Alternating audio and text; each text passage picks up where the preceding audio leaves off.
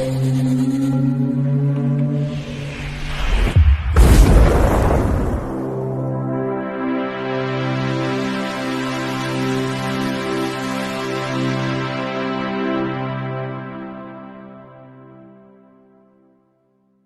back, it's me, and in today's video, I'm going to look at this. This is Annabelle Comes Home from 2019. This is the final part of the trilogy, the Annabelle trilogy. And it's part of the Conjuring universe, yes. I say it's the final part, but you never know in these things. But so far, from what I can see and what is indicated, there won't be any more Annabelle films. But you never know, do you? Anyhow, let's get into it. It's 106 minutes long. Rotten Tomatoes give it 64%. I think that reflects the sort of middle-of-the-road kind of critics. I don't really hate it. They don't criticize it in that sense, but it's sort of a bit lukewarm in many ways. I think the reception to this definitely is that feeling. Yeah, it's just, well, a medium kind of, yes. Now, the screenplay is by Gary Doberman, who also is the director. Yes, he directs this film. Now, it's from a story that he developed with, yes, James Wan, the creator of the Conjuring universe. What a genius he is, and as we know with Saw and all that he was involved in, Insidious. Yes, great. And I think he's got an executive producer role again in this. So he's there, very much he's still involved in this. And of course, Gary Doberman was a writer of It, 2017, and Chapter 2, 2019. And he'd written also the previous two Annabelle films. So, yeah, it's kind of natural that he should end up really directing these films. Very much so. Now,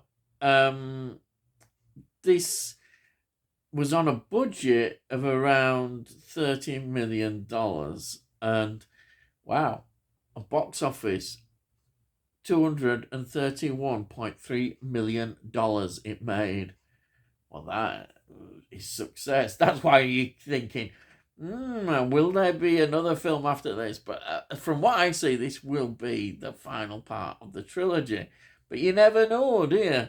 And when you're making that kind of money, hey, up by heck, you're thinking, hey, yes. Anyhow, music is by Joseph Bissara. Excellent. Again, it all fits in. Great soundtrack. Filming was at Santa Clarita, as well as the studios in Los Angeles. And I just have to compliment, I think, the sets that are built here. That artifact room is absolutely amazing, because a lot of it is centered obviously around that, and the effects that they produce, wow. And a lot of them are like practical effects in makeup that they do. They spend a lot of a long time for doing this, like the ferryman. That we see it on the extras on the Blu-ray, looking at these various characters, the bride and all that they are fantastic that they do. I think also I should mention that at the end credits there's a dedication to the real life Lorraine Warren, who sadly died before the film was released. But that's a nice touch, having that dedication to her.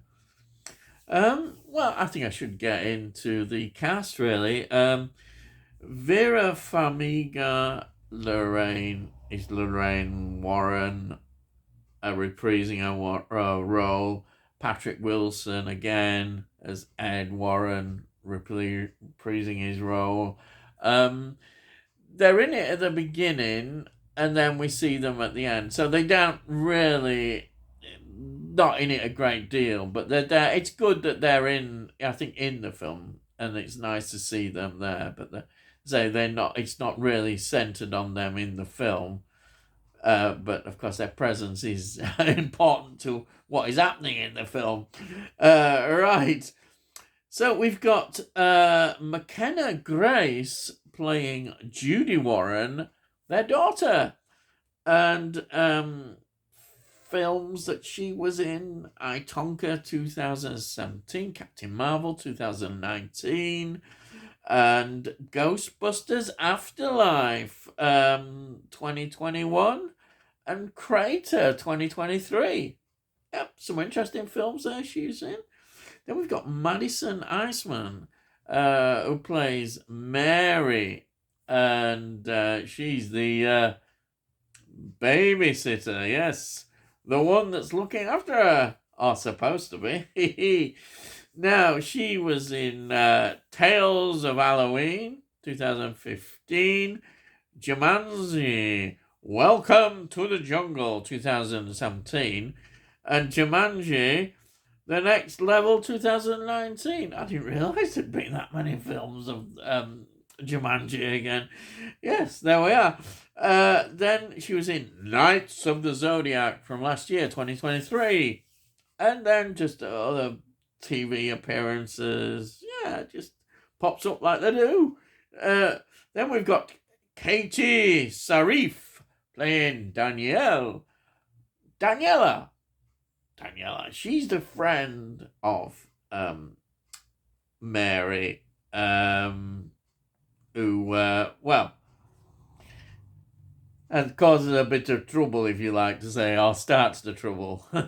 Not intentionally, not in a bad way, but yeah, I'm afraid she's responsible. She was in So Cold the River 2022, a film that stood out because it's an horror film. But hey, by X, she's in lots of TV films, so you can't say fairer than that, can you? Then we've got Michael Cimino, yes. He plays Bob. He's like to be the boyfriend of Mary, yes, the babysitter. And he pops up because he's got this crush on her, and that's how it develops. And he's just lots of TV series, as you know, that kind of thing, don't you, mate? You do. So you're saying to this end, what is this about? Well, I'll tell you. We see that the demonologists, Ed and Lorraine Warren, have effectively confiscated Annabelle. This is set, I think, in the time of the first Conjuring film, really. And what they've done is they've got an artifact room, which is very locked up and secure, full of wonderful artifacts. And they've got this priest as well involved, and they've put this in a sealed black case, which is well locked. That's why it's sealed. And this priest has helped them. You know, hopefully now the Annabelle doll will stay in there and not cause any trouble, because there could be trouble. Hey. So, what happens is that they get called to a case, and they need a babysitter to look after their daughter, Judy. And so they get Mary. And that's her job. She's there to look after her. So that's all fine. But then, of course, her friend turns up, Daniela. And, well, she's going to cause a bit of trouble, as I said before. Because she gets the keys, goes and has nosing around in the artifact room, because it's fascinating. Obviously, it would be really quite an attraction.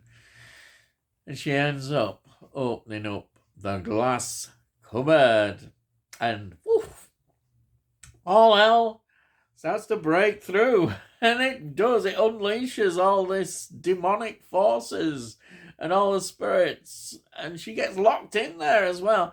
as I say, the film centres very much on that. And then just to add a little bit more spice to it, Mary's boyfriend-to-be, he's got a crush on her, and that's all going to come out.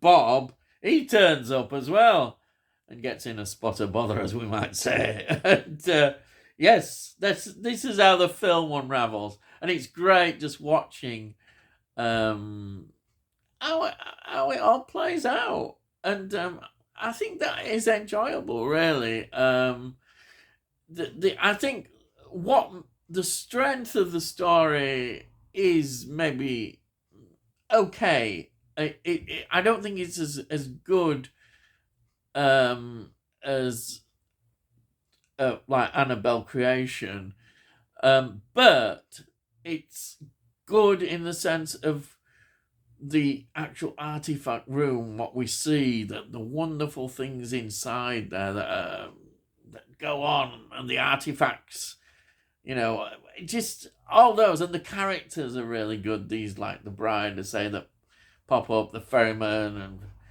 the actual demon creature. Absolutely wonderful.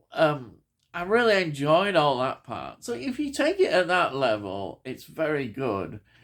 But if you look at it in terms of the strength of the story, it's just okay. That's how I would see it as. So overall, I really enjoyed the film. I really did. I think it's a good. They use that word, don't they? Hey, Bayek, solid. Hey, well, that's it. They say it's a solid entry. Yes. So there we are. I don't often use it, but I'll use it this time. There it is. It's there. In other words, you've guessed it. It's okay. It is enjoyable. And I'm really glad that it's here. And I certainly would watch it again. And it's nice in terms of watching it in terms of the trilogy. But I think Annabelle Creation really stands out. And that's maybe why this one feels not quite as good in that sense as that one. It's a lesser film. And I think that is reflected in the critics actually saw that as well. But the audience, this is such a great series, the Conjuring series, universe. It's reflected in them, the appetite, as we know. We've got all these films that they love, look at the Nuns films as well, all involved. It's really good, and I like it. I think it's a great, so putting it as a whole together, this is a great great film to have in the Conjuring universe. And I'm really pleased it's in my collection. But I can see it's not quite as good as Annabelle Creation. I just feel it that it's okay, in that sense. But and I'm repeating myself, aren't I? By heck I am. Anyhow, I think that's the main thing. But I think if you like the Conjuring universe, you really will enjoy this. So you can't say fairer than that, can you? Anyhow, there we go. There it is. Great extras on here as well. And there it is. Oh, crikey, it's in the slipcover. What's happened? Like, anyway, these extras, really good, well worth watching. It's a nice picture there, isn't it? Look, nice scene there. But yeah, I really enjoyed it. So, what can you say? Can't say further than that. Hey. So, if you're new to the channel, please subscribe. Then have a look at playlists and what I've done on the channel. You might enjoy some, you might not. Who knows? And if you like this particular video, please give it a like, because then it helps it get onto YouTube and all algorithms and all that stuff. And if you've got any comments as well, put your comments down. I'd really love to read your comments. Yeah, the read grand. Honestly, I do love to read your comments. And it costs note, so you can't say fairer than that nowadays, can they? But heck, you can't. And that's it. I think I've gone on far too long, probably. Yes. So all I gotta say is, I'll see thee again.